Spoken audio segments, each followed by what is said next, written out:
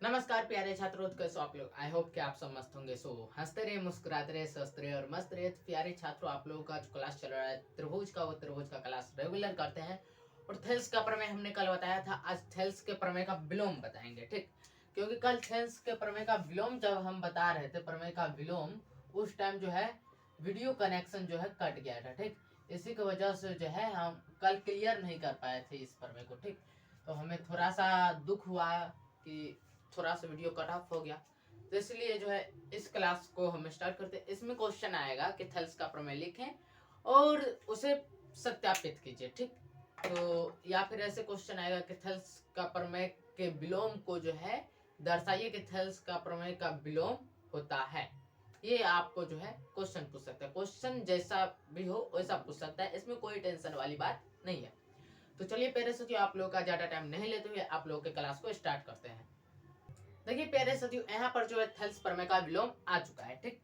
इस थेल्स प्रमेय के विलोम में क्या है, थेल्स प्रमेय जब हमने आपको बताया था तो उसमें जो है कोई तीसरी भुजा आती थी, ठीक। कोई चौथी भुजा आती थी, ठीक, जो कि बीसी रेखा के समानांतर आती थी, ठीक। जैसे एक त्रिभुज है। थेल्स का प्रमेय क्या कहता है कि एक त्रिभुज है, ठीक। इसमें जो है मान के चलिए ए बी सी एक त्रिभुज है। थेल्स का प्रमेय कहता है कि ए बी सी एक त्रिभुज है। तो इसमें जो है बीसी के समानांतर एक रेखा खींची जाती है डी ई, ठीक। तो ये जो रेखा है इन दोनों त्रिभुज, इस त्रिभुज के दोनों भुजाओं को क्या करता है, एक ही अनुपात में विभाजित कर देता है, यानी कि ए डी वटा डी बी कर देता है और ए ई वटा ई सी कर देता है, ठीक। और दोनों जो भुजाओं का अनुपात है वो एक दूसरे के बराबर होता है। ये कहता है थेल्स प्रमेय। थेल्स प्रमेय ये बात कहता है। लेकिन यहाँ जब हम विलोम करेंगे तो थेल्स प्रमेय का विलोम में क्या हो जाएगा, फिगर तो वही रहेगा, फिगर वही रहेगा, ठीक। त्रिभुज भी वही रहेगा, A B C D E. इसमें कहेगा कि एक त्रिभुज है। थेल्स प्रमेय का विलोम कहेगा क्या कि एक त्रिभुज है जिसमें पहली और दूसरी रेखा है, ठीक।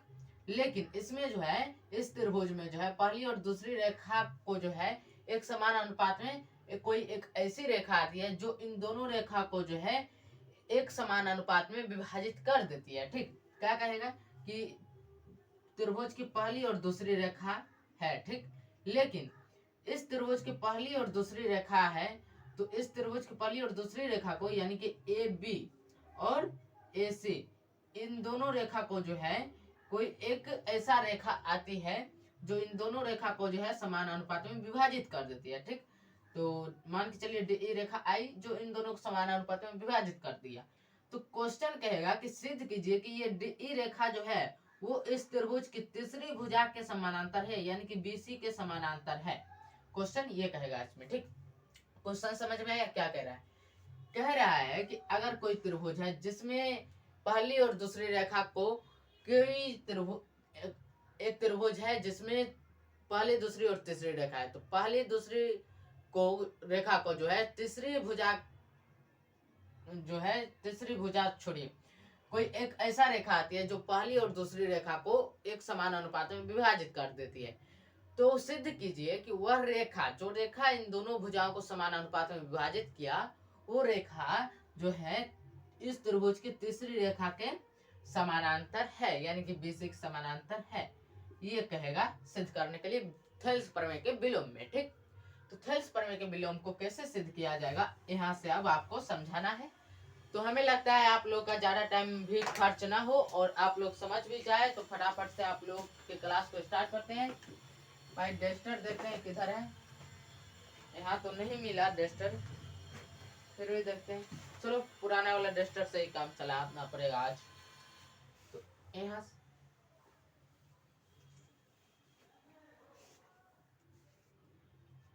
तो यहाँ देखिए भाई, एक मिनट देखते हैं आप लोगों का क्लास तो कटा तो नहीं ना है भाई। हाँ चल रहा है। आज बड़े ही ध्यान से देखना पड़ेगा आप लोगों को क्लास, क्योंकि आज का क्लास बड़ा ही इम्पोर्टेंट है और बड़ा ही अच्छा क्लास है, ठीक। तो इसमें क्या कह रहा है सो देखो, इसमें जो है कह रहा है कि थेल्स प्रमेय का विलोम कि यदि एक रेखा किसी त्रिभुज के दो भुजाओं को एक ही अनुपात में विभाजित करे, मैंने जो बात बताया, कोई एक रेखा है जो जो है त्रिभुज के दो भुजाओं को एक ही अनुपात में विभाजित कर रहा है, तो वह जो रेखा है वह रेखा तीसरी भुजा के समानांतर होती है, यह थेल्स प्रमेय का विलोम कहता है। ठीक, तो पहले तो एक त्रिभुज बना लिया जाए। चलो इस साइड बगल में एक त्रिभुज बना लेते हैं, छोटा ही त्रिभुज रहने देते हैं, बहुत बड़ा त्रिभुज नहीं बनाएंगे, ताकि इसी में सब कुछ को एडजस्ट भी करना है हमें। ठीक, तो ये जो है हमने त्रिभुज बनाया ए बी सी, कोई एक रेखा है डी ई। ठीक, ये डी ई एक रेखा है जो कि आ रहा है और क्या कर रहा है कि इस त्रिभुज के दोनों भुजाओं को जो है एक ही अनुपात में विभाजित कर दे रहा है। ठीक, यह काम इस डी ई रेखा का है। लेकिन यहाँ पर इसको सिद्ध करने के लिए जो है उसके बाद कह रहा है कि सिद्ध कीजिए कि ये रेखा जो है डी ई वो इस त्रिभुज की तीसरी भुजा यानी कि बीसी के समानांतर है। ठीक, ये कह रहा है सिद्ध करने के लिए। तो पहले तो ये बात लिख लो, जो काम करेंगे उस काम को आगे बढ़ाया जाएगा। तो जो बात है वो लिख लो, सॉल्यूशन में यहाँ देते हैं। ठीक, तो बात क्या दिया हुआ है तो लिखेंगे दिया है कि दिया है, क्या दिया है तो त्रिभुज एबीसी में, किसमें त्रिभुज एबीसी में, एबीसी में।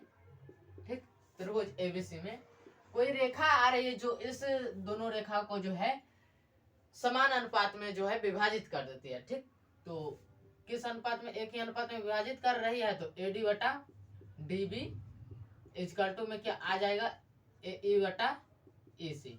ठीक, ऐसा है इस त्रिभुज में। ठीक, ऐसा है। तो कह रहा है क्या, तो कह रहा है दिया है इस त्रिभुज में ऐसा है। ठीक, ऐसा है दिया है, तो सिद्ध करना है कि, यहाँ पर लिख लो भाई, सिद्ध करना है कि, तो सिद्ध करना है कि, तो सिद्ध करना है कि, क्या सिद्ध करना है DE समानांतर BC। क्या सिद्ध करना है DE समानांतर BC, तो DE समानांतर BC। चलो भाई, यहाँ तक हमें लगता है आप लोग समझ गए होंगे क्या कह रहा है करने के लिए। तो एक तो हमको दिया हुआ है कि ये समान अनुपात में विभाजित है, तो वो लिख दिए। ठीक, और सिद्ध करने के लिए कह रहा है कि DE समानांतर BC है, तो DE समानांतर BC दे दिए, जो कि हमको सिद्ध करना है। यहाँ तक तो फिगर अब क्लियर हो गया होगा। ठीक, यहाँ तक फिगर आपको क्लियर हो गया है। तो अब एक हम रचना करने जा रहे हैं, बी को ई से मिला देते हैं। ठीक, यहाँ पर देखिएगा भाई, रचना बी को ई से मिला दिए और सी को जो है हमने डी से मिला दिए, सी को डी से मिला दिया।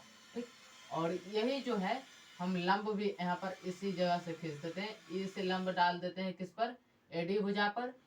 ये लंब हो गया भाई, यहाँ पर अच्छे से देख लो, ये एन लंब हो, ई एन लंब खींच दिए। ठीक, और डी भुजा, डी बिंदु से जो है ए ई भुजा पर जो है एम लंब खींच दिए। ठीक, हमें लगता है अब आप लोग ये बात समझना चाहते होंगे, तो इस बात को भी समझा देते हैं। ठीक, ये डॉट डॉट है भाई, अच्छे से देख लो, डॉट डॉट है। इसमें क्या किया, पहले हमने यहाँ पर रचना किया, तो रचना लिख देते हैं, रचना। ठीक है भाई, रचना लिख दिए। रचना में क्या किया हमने, तो डी कौन भुजा पर लंब डाले हैं, ए बी भुजा पर न लंब डाले हैं, ए बी भुजा पर लंब डाले, ए बी लंब, क्या करेंगे ए बी लंब, ए बी भुजा पर लंब डाले, जिस भुजा पर लंब डालते हैं वो भुजा बाद में लिखा था, पहले यहाँ पर समझो। लंब कौन सा है, तो लंब है ई एन, कौन सा लंब है, ई एन लंब। ठीक, तो ई एन लंब है जो कि हम डाले हैं ए बी भुजा पर, किस भुजा पर, ए बी भुजा पर, ई एन लंब ए बी। ठीक, यहाँ तक क्लियर है भाई, यहाँ तक क्लियर है। तो आगे देखिए, ए बी पर एक लंब हो गया ए एन, और क्या किया हमने, इसके बाद क्या कि डीएम लंब, ये यहाँ भी लंब है भाई, ये भी लंब है, तो डीएम लंब, डीएम लंब, ये लंब किस भुजा पर है, एसी भुजा पर है। ठीक, तो डीएम लंब एसी। ठीक, तथा इसके बाद हमने क्या काम किया, तो बी को ई से मिलाया, बी को ई से तथा उसके बाद क्या किया हमने, डी को सी को डी से मिला, सी को डी से मिलाया, सी को डी से मिलाया। यहाँ तक हमें लगता है आप लोग क्लियर होगा बातें कि यहाँ तक हमने क्या किया। जो काम हमने फिगर में किया वही बात यहाँ पर लिखा। ठीक, यहाँ तक क्लियर है अगर आप लोगों को? तो आगे बढ़ेंगे।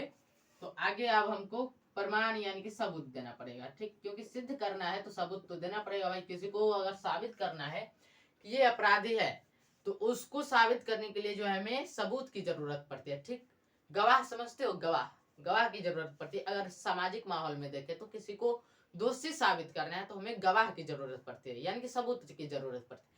लेकिन यहाँ पर अगर हमें इसको क्या करना है, इसको सिद्ध करना है तो यहाँ पर हमको सबूत की यानी कि प्रमाण की जरूरत पड़ेगी। ठीक, जैसे आप लोग देखते होंगे आय प्रमाण पत्र, आय प्रमाण पत्र, ये प्रमाण क्या है? ये प्रमाण सबूत है कि आपको कितना आय आ रहा है, वार्षिक आय, उसका ये सबूत है। ठीक, ठीक, जैसे जाति प्रमाण पत्र आप लोग बनाते होंगे, जाति प्रमाण पत्र। तो ये जाति प्रमाण पत्र क्या होता है? जब आप 10th में आ गए हैं ना, अब आपको जाति प्रमाण पत्र की जरूरत पड़ेगी। तो ये जाति प्रमाण पत्र क्या होता है? तो कि आप किस कैटेगरी के हैं, आप किस जाति के, आप किस जाति को बिलोंग करते हैं, आपकी जो है कैटेगरी क्या है, उसको उसका सबूत होता है आपका जाति प्रमाण पत्र। जाति का सबूत, जाति प्रमाण मतलब क्या? जाति का सबूत। आय प्रमाण पत्र क्या मतलब? आपके वार्षिक आय का सबूत। इसी में आ जाता है आवास प्रमाण पत्र, आवासीय प्रमाण पत्र, आवासीय प्रमाण पत्र कहिए या फिर निवास प्रमाण पत्र कहिए। ठीक, 3 प्रमाण पत्र फेमस है हमारे बिहार में। तो यहाँ पर जो है आपको आवासीय का मतलब क्या होता है? आप बिहार में, जैसे आप बिहार राज्य में रहते हैं, तो आप बिहार राज्य में रहते हैं, इसका क्या सबूत है? हमारा आवासीय प्रमाण पत्र सबूत है कि हम बिहार में रहते हैं, यानी कि हम जहाँ पर रहते हैं वहाँ का ये सबूत है आवासीय प्रमाण पत्र। ठीक, तो ये प्रमाण क्या हुआ? सबूत। आवासीय प्रमाण यानी कि रहने का, निवास का प्रमाण। आवासीय को क्या कहते हैं? निवास। क्या कहते हैं? निवास। निवास मतलब समझते हो? जहाँ पर हम रहते हैं उसे निवास स्थान कहते हैं, और निवास स्थान के लिए हमें बनाना पड़ता है निवास प्रमाण पत्र, या फिर कहिए उसे आवासीय प्रमाण पत्र। ठीक, तो ये बड़ा फेमस है हमारे बिहार में। ठीक, तो प्रमाण क्या होता है? प्रमाण होता है सबूत। जैसे हमारी वार्षिक आय क्या है, तो इसको जानने के लिए सरकार को क्या चाहिए? हमारे वार्षिक आय का सबूत चाहिए। तो उस वार्षिक आय का सबूत है आय प्रमाण पत्र। ठीक, आय का सबूत। जाति प्रमाण पत्र क्या होता है? जाति का सबूत। आवासीय प्रमाण पत्र क्या होता है? निवास का सबूत, जहाँ रह रहे हैं उसका सबूत हुआ। ठीक, तो अब तो आप समझ गए प्रमाण क्या होता है। ठीक, प्रमाण पर भाई 1-2 मिनट डिस्कस चला है। देखो भाई, इतने छोटी छोटी कुछ ऐसे इंपॉर्टेंट बातें रहती है जो कि आपको जानना जरूरी रहता है, भले आप पढ़ें या फिर ना पढ़ें, लेकिन इन छोटी छोटी बातों को आपको जानना जरूरी रहता है। ये प्रमाण आप समझ गए होंगे प्रमाण क्या होता है। अब चलो भाई प्रमाण स्टार्ट कर दिए। इसमें अब देखो एक काम करते हैं, यहाँ से जो है एक त्रिभुज लेते हैं, त्रिभुज ADE। ठीक, तो यहाँ पर हम एक काम करते हैं, त्रिभुज ADE का क्षेत्रफल, ADE का क्षेत्रफल प्रमाण में देंगे, त्रिभुज ADE का क्षेत्रफल बट्टा त्रिभुज, अब यहाँ पर एक त्रिभुज इसमें से ले लेते हैं BDE। कौन सा त्रिभुज? BDE। त्रिभुज ADE का क्षेत्रफल बटा त्रिभुज BDE का क्षेत्रफल, BDE का क्षेत्रफल। अब ये कौन सी रेखा पर हम ये कर रहे हैं काम? ये काम जो हम कर रहे हैं वो AB रेखा पर कर रहे हैं। ठीक, तो हमको ज्यादा लिखना नहीं है, ज्यादा ज्ञान देना नहीं है, एग्जामिनर को जितना हमको जरूरी है उतना देना है। ठीक, यहाँ पर आप देखो ADE का क्षेत्रफल के लिए एक हम सूत्र बता देते हैं, 1/2 इंटू। अब त्रिभुज ADE में लंब है, सो पहले खोजिए। हाँ है, त्रिभुज ADE में लंब है EN। कौन सा लंब है? EN। तो यहाँ पर जो है लंब को हम इधर साइड में लिख देते हैं EN। ठीक, क्योंकि EN बेचारा मर कट जाने वाला है, और यहाँ मतलब EN जो है लड़ाई करेगा तो ये मर जाएगा। ठीक, इतना ध्यान रखें। और ये बीच में क्या आएगा भाई? इस बीच में आएगा, लंब तो हमारा हो गया, लंब दे दिए, इस बीच में आएगा आधार। जिस भुजा पर वो लंब है वो भुजा यहाँ पर आएगा। तो ये EN भुजा, EN लंब किस भुजा पर है? AD भुजा पर है, यहाँ पर देंगे AD। ठीक, AD हो गया भाई। अब बट्टा दीजिए, एक इसका भी सूत्र वही लगेगा BD। अब कैसे भाई? तो वो भी अभी समझा देते हैं। पहले 1/2 और यहाँ दो। अब यहाँ पर समझाते हैं, 2 गुना तो हम दे दी, पहले लंब समझा दे या फिर आधार। पहले लंब समझाते हैं ताकि आधार समझने में आपको परेशानी ना हो। यहाँ लंब समझिए, कौन सा त्रिभुज है, BDE। कौन सा त्रिभुज है, BDE। BDE हमारा त्रिभुज का कैसा बन रहा है, ऐसा बन रहा है हमारा त्रिभुज, ऐसा बन रहा है। इसमें तो लंब नहीं आ रहा है। अब बोलिएगा भैया इसमें लंब आ ही नहीं रहा, तो हम लंब दे कहाँ से। अब आपको समझाते हैं। इस भुजा को हम थोड़ा आगे बढ़ाए, यहाँ पर जो है हमको लंब मिल गया। थोड़ा सा ही आगे बढ़ाना है भाई, बहुत आगे बढ़ गया। ऐसा त्रिभुज है हमारे पास। इस भुजा को हम क्या किए, लंब प्राप्त करने के लिए इस भुजा को थोड़ा सा आगे बढ़ाए, तो यहाँ पर हमको लंब मिले। वही काम यहाँ हुआ है। BD भुजा को थोड़ा आगे बढ़ाए तो हमें NEN लंब मिल गया। ठीक, कौन सा लंब मिल गया, EN, तो EN दे देंगे। ठीक, और किस आधार पर है, किस भुजा को हम बढ़ाए हैं, BD भुजा को। आधार इसका क्या हो जाएगा, BD हो जाएगा, क्योंकि EN लंब BD भुजा पर है, तो BD यहाँ पर हो जाएगा आधार। ठीक, BD पहले आप समझ लिए। इसको हम फिगर को क्या करते हैं, क्लीन कर देते हैं। ठीक, अब यहाँ पर देखो हमें लगता है क्या, जो ये थोड़ा अच्छा नहीं लग रहा है देखने के लिए, इसको क्या करेंगे, पलट देंगे। ठीक, जब अच्छा नहीं लगेगा तो इसको क्या करेंगे, पलट देंगे। यहाँ पर DB कर देते हैं। ठीक, DB कर दिए। अब यहाँ पर देखो भाई, 1/2 कैंसिल आउट हो जाएगा, EN कैंसिल आउट हो जाएगा। फाइनली हमको आगे आ क्या रहा है, आगे आ रहा है हमको AD बटा DB, यही ना आया भाई, आगे तो हमको यही आया, AD बटा DB। इसी प्रकार से जब हम आगे निकालेंगे तो आगे भी यही काम करना पड़ेगा। त्रिभुज ADE का क्षेत्रफल, ADE का क्षेत्रफल, लेकिन अब ये जो क्षेत्रफल निकलेगा वो भुजा होगा AC। ये तो AB भुजा पर न निकाले, अब जो ADE का क्षेत्रफल निकालेंगे वो AC भुजा पर निकालेंगे। त्रिभुज ADE का क्षेत्रफल बटा त्रिभुज, यहाँ पर हो जाएगा कौन सा, CDE कीजिए या फिर CDE कीजिए, CDE अच्छा कर देते हैं। ठीक, CDE, त्रिभुज CDE का क्षेत्रफल, CDE का क्षेत्रफल। चलो भाई आगे आएंगे तो सूत्र तो वही रहेगा, 1/2 इंटू। अब इस भुजा ऐसी भुजा पर कर रहे हैं, तो ऐसी भुजा पर लंब क्या आ रहा है, ऐसी भुजा पर लंब है DM। कौन सा लंब है, DM। ऐसी भुजा पर DM लंब है, तो DM दीजिए, DM। इसमें लंब पहले लिख दिए, कोई बात नहीं, लंब को बाद में लिख देते हैं, DM। ठीक, और आधार लेंगे, तो आधार किस भुजा पर हमारा DM है, वो भुजा है हमारा AE। कौन सा भुजा है, AE। कौन सा भुजा है भाई, AE, तो AE हो गया भाई। अब देखो AE हो गया। अब आगे क्या है, आगे कह रहा है इसमें AE भुजा हो गया। इसी प्रकार अब नीचे आएंगे तो नीचे जो भुजा आएगी वहां पर जैसे इस प्रकार AD भुजा लिए पहली बार, नीचे में कौन सा भुजा लिए, DB। ठीक, तो यहाँ पर AE भुजा हम लिए हैं, तो नीचे में कौन सा भुजा आएगा, EC। कौन सा भुजा आएगा भाई, EC। ठीक, EC भुजा आ गया। लंब कौन सा रहेगा, वही लंब रहेगा DM। ठीक, तो DM लंब देंगे। अब देखो भाई DM DM कैंसिल हो जाएगा, 1/2 कैंसिल हो जाएगा। फाइनली हमको आ रहा है कितना, AE बटा EC। क्या आ रहा है भाई, AE बटा EC। अब यहाँ पर देखो भाई एक बात बताते हैं, अगर हम देखो भाई यहाँ पर एक चीज हम देखें, एक चीज यहाँ पर हमको जो है समीकरण में दिया हुआ है, क्या, सॉरी क्वेश्चन में दिया हुआ है कि AD बटा DB इक्वल टू AE बटा EC है। ठीक, ये कह रहा है, लेकिन यहाँ तो वो काम तो हमको करना पड़ेगा ना भाई। यहाँ पर लिखते हैं चूंकि AD बटा DB इक्वल टू AE बटा EC। ठीक, ये क्या किया हुआ है, तो ये हमारा दिया है, ये तो बात हमको ऊपर दिया हुआ है। तो अगर ये हमारा क्षेत्रफल जो मान निकला है वो मान बराबर है, ठीक, मान हमारा बराबर है, तो जो सूत्र है वो भी तो हमारा बराबर होना चाहिए भाई। तो जो अनुपात इधर है वो अनुपात बराबर हो जाएगा। ठीक, तो ये अनुपात के कौन सा अनुपात, त्रिभुज ADE, त्रिभुज ADE का क्षेत्रफल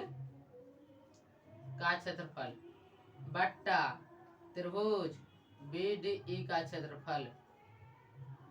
क्षेत्रफल इजकल टू त्रिभुज ADE का क्षेत्रफल बट्टा त्रिभुज, यहाँ पर कौन सा त्रिभुज आ जाएगा भाई, CDE का क्षेत्रफल, इन दोनों का क्षेत्रफल बराबर। ऊपर में देखो त्रिभुज AD, यहाँ भी त्रिभुज AD तो कैंसिल आउट हो जाएगा, यहाँ पर हम नहीं काटेंगे, ठीक, यहाँ पर नहीं काटेंगे, यहाँ पर डायरेक्ट इसको गायब ही कर देते हैं, ठीक। यहाँ पर साइड में आ जाइए, इस बेचारे को गायब ही कर देते हैं, यहाँ पर लिख दे, इसीलिए त्रिभुज BDE का क्षेत्रफल इसका तो त्रिभुज CDE का क्षेत्रफल गायब कर दिए ना भाई, उसको गायब कर दिए, हमको काम हो गया।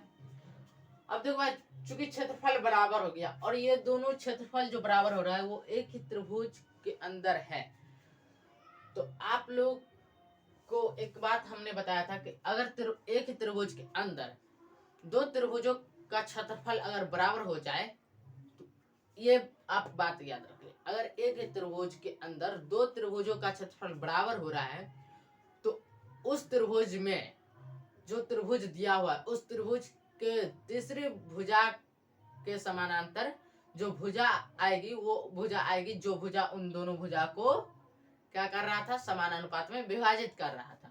तो इसीलिए जो है BDE ये भुजा हो गया और CDE, तो ये त्रिभुज क्या हो गया, बराबर हो गया, ठीक। तो इसके जो चूंकि ये त्रिभुज बराबर हो गया, तो इसका जो ये भुजा बन रहा है और ये भुजा बन रहा है, ये दोनों भुजा क्या हो जाएगा, बराबर हो जाएगा। इसलिए BC बराबर नहीं होगा, समानांतर होगा, BC समानांतर क्या हो जाएगा, DE, ठीक। तो जो हमको सिद्ध करना था वो तो सिद्ध हो गया, ठीक प्यारे साथियों। तो जो हमको सिद्ध करना था वो सिद्ध हो गया। तो मुझे लगता है आप लोग समझ गए होंगे इसमें क्या किया, जो फिगर बनाए उसको यहाँ पर लिखे, ठीक। तो उसके बाद जो है क्षेत्रफल निकाले, क्षेत्रफल निकालने के बाद जो क्षेत्रफल तो यहाँ हमको बराबर हो गया, तो उसके बाद जो है हमको जो है समानांतर भुजा मिल गई, ठीक।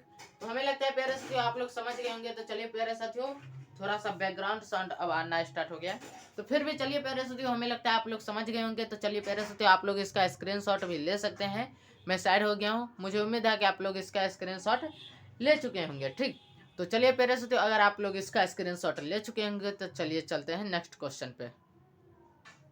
देखो भाई ये क्वेश्चन, इस क्वेश्चन में क्या कह रहा है कि इस क्वेश्चन में कह रहा है सिद्ध कीजिए कि, ठीक, क्या कह रहा है कि कह रहा है सिद्ध कीजिए कि एक समकोण त्रिभुज है, ठीक, उसमें जो समकोण त्रिभुज का कर्ण है उस कर्ण का वर्ग, मतलब जो समकोण त्रिभुज में जो कर्ण है उस कर्ण का वर्ग शेष दो भुजा जो है इस समकोण त्रिभुज में शेष दो जो भुजा है, ठीक, उस शेष दो भुजा के वर्गों के योग के बराबर होता है कर्ण का वर्ग। ये सिद्ध करने के लिए कह रहा है। आप लोग बचपन से ये सूत्र पढ़ते आ रहे होंगे, AB square plus BC square is equal to AC square. ये वाला सूत्र याद है या फिर भूल गए? बचपन से पढ़ते आ रहे होंगे ये वाला सूत्र। इसी सूत्र को कह रहा है सिद्ध करने के लिए, ठीक है प्यारे साथियों। चलिए प्यारे साथियों आप लोगों का टेंशन खत्म करने के लिए आप लोगों का क्लास होने जा रहा है। तो चलिए प्यारे साथियों आप लोगों का टेंशन अब खत्म हो रहा है इस सूत्र को सिद्ध करने के बाद, ठीक। तो इसमें क्या है, इसमें जो है आपको एक काम करना पड़ेगा, एक समकोण त्रिभुज बनाना पड़ेगा, ठीक। तो एक समकोण त्रिभुज बना लो भाई। हमको यहाँ पर जो है ना बोर्ड पे समकोण त्रिभुज लगता नहीं है बन पाएगा, फिर चलिए चलते हैं। तो लगभग हो गया, ठीक।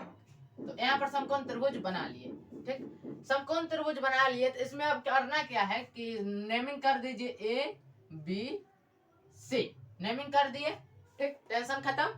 अब इसमें कह क्या रहा है, तो पहले तो दिया है, क्या दिया है, सो देखो दिया है कि त्रिभुज ABC में,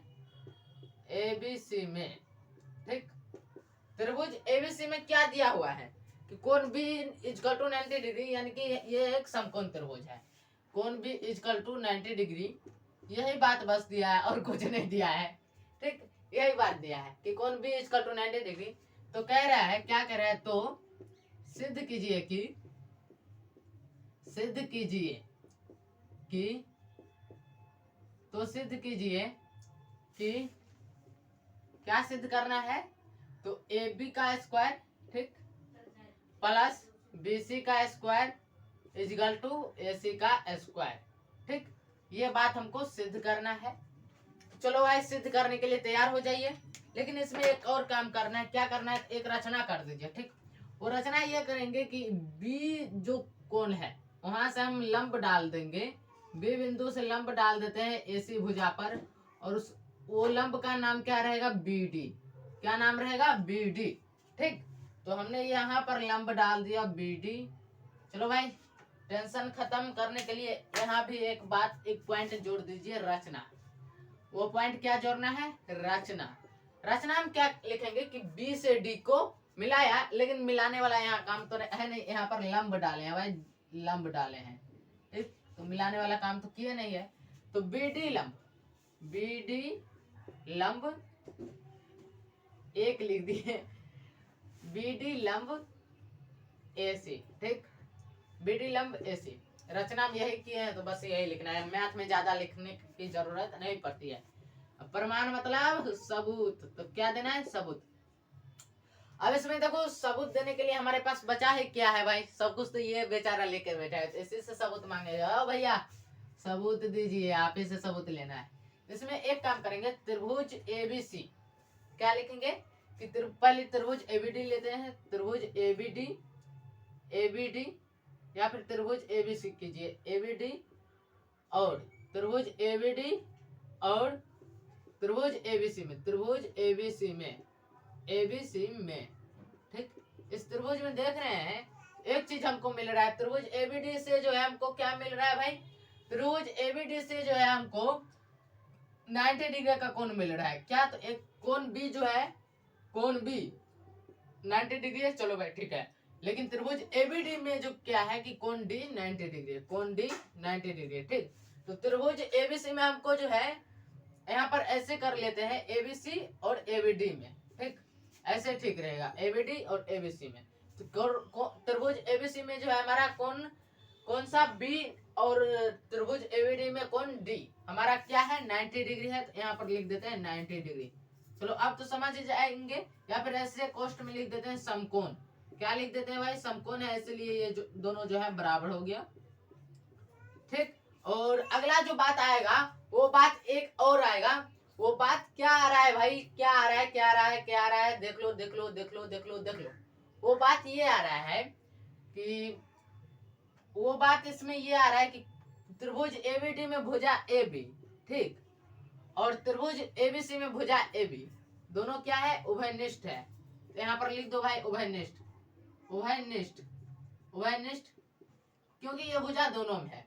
और कोण ए इक्वल टू कोण ए कीजिए। अब ये क्या हुआ, तो त्रिभुज एबीसी में भी कोण ए और त्रिभुज एबीडी में भी कोण ए, इन दोनों त्रिभुज में कोण ए जो है दोनों में सेम टू सेम है, तो बराबर हो जाएगा, इसीलिए ये जो है उभयनिष्ठ हो जाएगा, ठीक। क्या हो गया, उभयनिष्ठ, ठीक। तो यहाँ पर एक शर्त लगता है, वो शर्त समानुपातिकता का लगता है। वो शर्त क्या होता है, तो वो शर्त ए एस ए लिख दीजिए या फिर एस ए लिख दीजिए, ठीक। एस ए लिख देते हैं, एस ए, एस मतलब भुजा यानी कि साइड, ए मतलब एंगल यानी कि कोण, ए मतलब एंगल यानी कि कोण, यानी कि हमको जो है 3 शर्त चाहिए था और वो तीनों शर्त मिल गया।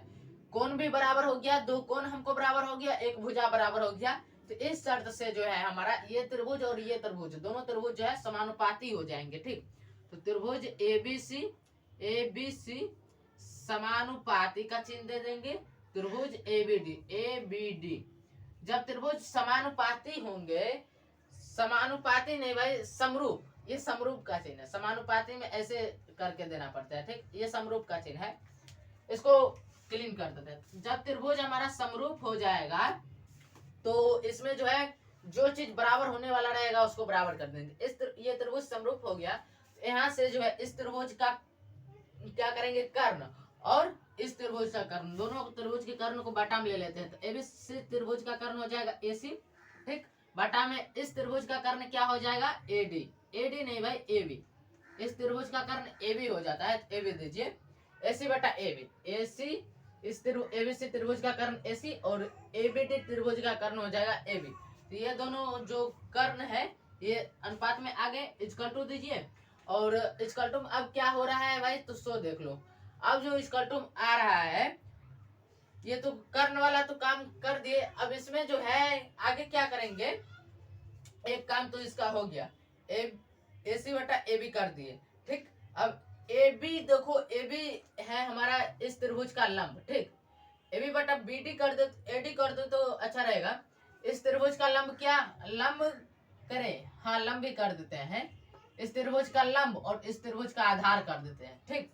तो अच्छा रहेगा, इस त्रिभुज का लंब और उस त्रिभुज का आधार कर देते हैं तो अच्छा रहेगा। तो इस त्रिभुज का लंब क्या हो जाएगा भाई, इस त्रिभुज का लंब हो जाता है, इस त्रिभुज का आधार ले या फिर लंब ले, इस त्रिभुज का लंब अगर ले तो इस त्रिभुज का लंब हो जाता है AB, क्या हो जाता है AB, ठीक। और इस त्रिभुज का जो लंब आधार हो जाता है, लंब अगर ले तो इस त्रिभुज का लंब हो जाता है BD, अगर इसको हम लंब माने, इस त्रिभुज का लंब माने तो AB लंब है, तो यहाँ AC की जगह पर आ जाएगा BD, क्या आ जाएगा भाई BD, तो BD सही रहेगा, लेकर के देखते हैं, क्योंकि इसका लंब लिए तो इसका भी हमें लंब ही लेना पड़ेगा, तो BD ले लेते हैं, देखते हैं सही होगा तो होगा, नहीं तो बाकी आगे चलकर तो चेंज ही करना है। अब इसको क्या करते हैं, आगे इसको लाएंगे, यहाँ पर देखो AB और AB को गुना कीजिएगा तो AB स्क्वायर हो जाएगा, क्या हो जाएगा AB स्क्वायर, ठीक। इसका टू दीजिए, AC और BD को गुना कीजिएगा तो AC इंटू BD हो जाएगा, AC इंटू BD, ठीक, AC इंटू BD, ये हो गया समीकरण नंबर 1, ठीक। समीकरण नंबर 1 निकल लिए। अब आगे आइए, आगे क्या करना है वो बताते हैं। आगे क्या करना है, अब त्रिभुज ले लेते हैं फिर ABC और त्रिभुज BCD में, ठीक, ये ठीक रहेगा। तो लेते हैं त्रिभुज, यहीं से लेते हैं त्रिभुज ABC तथा त्रिभुज BCD में, ठीक, त्रिभुज BCD में, BDC या फिर BCD में ले लेते हैं, ठीक, त्रिभुज BCD में, ठीक। अब इसमें देखो भाई, इसमें क्या है, इसमें एक चीज हमको मिल रहा है कि भाई त्रिभुज ABC में हमारा पहले एक काम करते हैं, कोण बराबर कर लेते हैं। त्रिभुज ABC में जो हमारा कोण B है और कोण त्रिभुज BDC में कोण हमारा D है, इसमें भी यहाँ पर जो है समकोण ही बन रहा है भाई। तो यहाँ जो हमारा जो है कोण D, ये दोनों समकोण होने की वजह से जो है, किसके वजह से, समकोण होने की वजह से ये दोनों कोण बराबर हो गए। चलो भाई इसका काम हो गया। आगे आएंगे तो भुजा बराबर कर लेते हैं,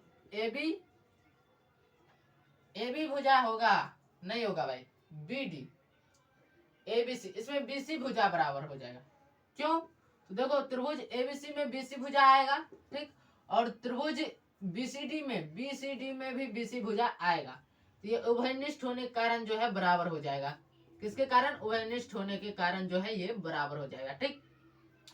अब यहाँ पर देखो कोण C और कोण C, फिर ये जो है दोनों त्रिभुज में आ रहा है कोण C, ये भी उभयनिष्ठ होने के कारण जो है बराबर हो गया। चलो भाई, हमको 3 शर्त चाहिए था तो 3 शर्त आ गया। शर्त SAA लिख लो, यानी कि भुजा कोण से या फिर कोण भुजा से।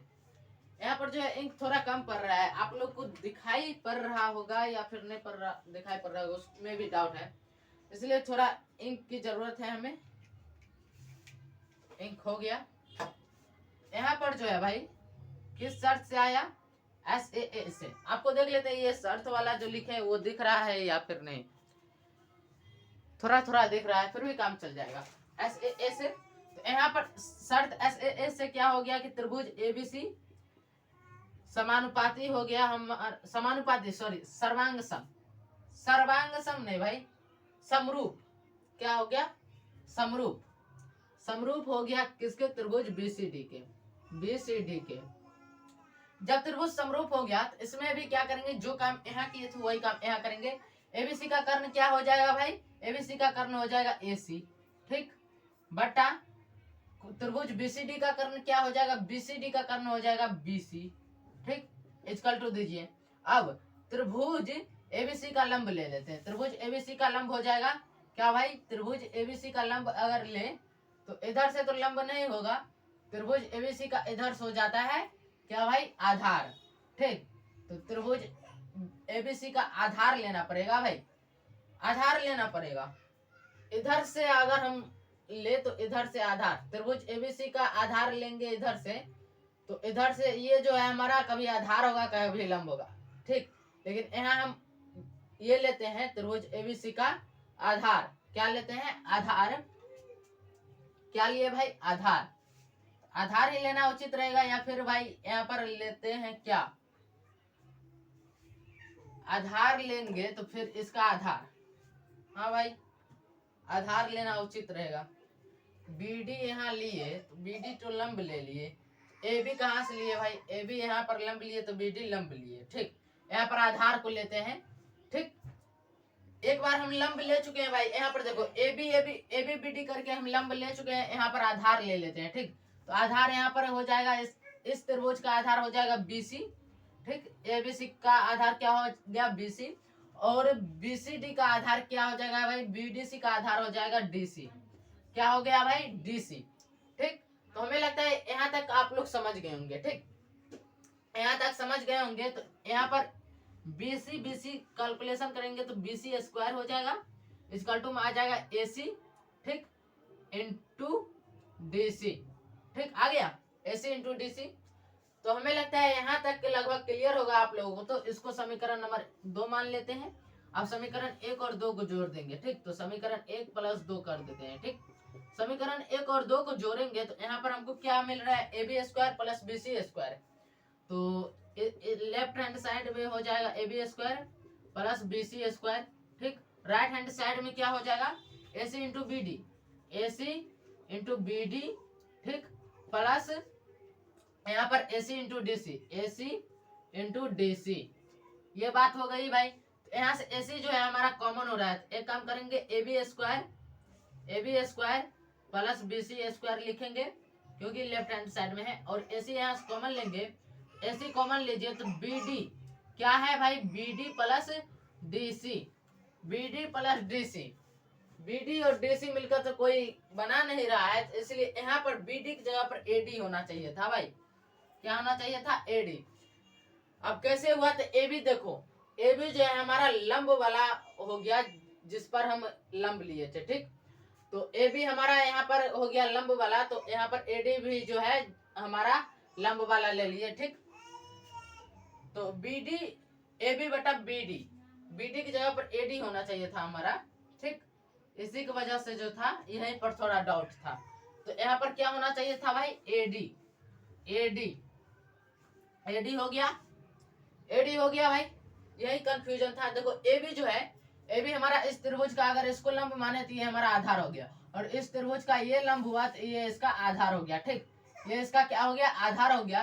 तो AD ले लिए और यहाँ से AB ले लिए, AB बटा AD कर दिए थे, ठीक। अब यहाँ पर देखो लगभग हमको जो है अब अच्छे से आ रहा है, ठीक। तो यहाँ पर जब आप आगे आइएगा तो AB plus B C square का AB plus B C square रहेगा, ठीक। AB plus B C square इसका तुम देखो AC का AC देंगे, ठीक, AC का AC। अब इंटू है तो इंटू की जगह पर गुना देंगे, AD और DC मिलकर के क्या बना लेगा भाई, AD और DC को जब जोड़ेंगे तो ये बना लेगा AC, ठीक। AC बना लिया तो AB square plus BC square इसका तुम क्या आ गया भाई, AC स्क्वायर। यही ना हमको प्रूव करना था कि AB square plus BC square इसका टू में AC स्क्वायर। तो ये हमारा हो गया प्रूव्ड। हमें लगता है प्यारे साथियों आप लोग को समझ में आ गया होगा बातें।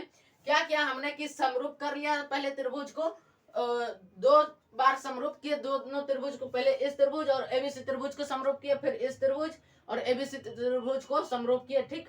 और जब दोनों समरूप हो गए तो समीकरण 1 और 2 हमको निकला था। समीकरण 1 और 2 से जो है हम यहाँ पर कैलकुलेशन आगे बढ़ाए, समीकरण 1 और 2 को जोड़ने पर तो हमको आ गया AB square plus BC square equal to AC square, ठीक। तो हमें लगता है प्यारे साथियों समझ में आ गई होगी बातें।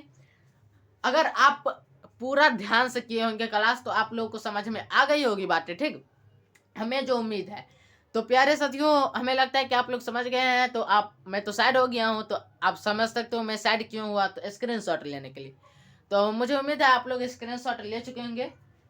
तो आप लोग स्क्रीनशॉट ले चुके हैं। तो प्यारे साथियों, मिलते हैं फिर नेक्स्ट क्लास में, क्योंकि 40 से 45 मिनट का ही क्लास रहेगा, अच्छा रहेगा। और लेकिन 40 से 45 मिनट के क्लास में ऐसे ऐसे क्वेश्चन सॉल्यूशन करने हैं जो जो क्वेश्चन एग्जाम में आएंगे। एक दो एक्स्ट्रा क्लास से चला जाएगा तो कोई फर्क नहीं पड़ता है, लेकिन क्लास ऐसा होना चाहिए जिससे कि क्वेश्चन आए एग्जाम में, ठीक। और हम वही क्वेश्चन को टच करते हैं जिस क्वेश्चन से एग्जाम में आने की, जिस क्वेश्चन की संभावना है। तो चलिए प्यारे साथियों, आप लोगों के साथ रहने में हमें भी बहुत इंजॉय मिलता है। तो चलिए प्यारे साथियों, मिलते हैं फिर नेक्स्ट क्लास में।